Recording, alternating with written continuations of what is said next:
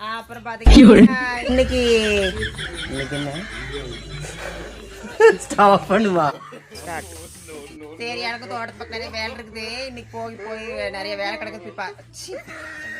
சொந்தங்களுக்கு வணக்கமுங்க. அதெல்லாம் என்ன பண்ணிட்டு இருக்கிறீங்க? நீங்க பார்த்துட்டு இருக்கிறது ஈரோடு ஸ்டைலும் யூடியூப் சேனலு. நான் பேசிட்டு இருக்கிறது பிடி பாப்பா நின்றுக்கிட்டு அங்க எப்படி பார்த்துட்டு இருக்கா தெரியுங்களா? அப்புறம் பாத்தீங்கன்னா இதெல்லாம் இது எப்படி இருக்கீங்க?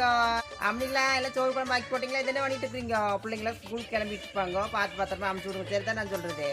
அப்புறம் பாத்தீங்கன்னா ஒரே ஈரோடு பக்கம் பார்த்தீங்கன்னா ஒரே வானம் மேகமூட்டமாக தான் இருக்குது. மழை வந்து ஊற்றுமான்னு தெரியல. முந்தினத்துல எல்லாம் வந்து கொடிக்கு போச்சு. இன்னைக்கு இது வருமானு தெரியல. அப்புறம் நம்ம ஊர்லேயும் மழை வருதாங்கிறத கமெண்ட்ல சொல்லி போடுங்க.